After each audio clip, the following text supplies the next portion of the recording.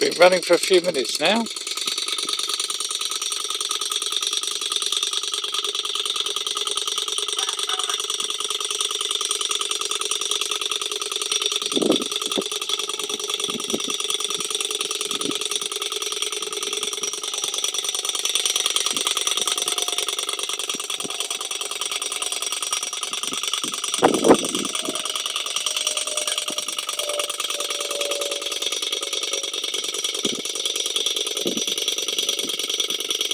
Videos don't do justice to just how bright that white light is on that end.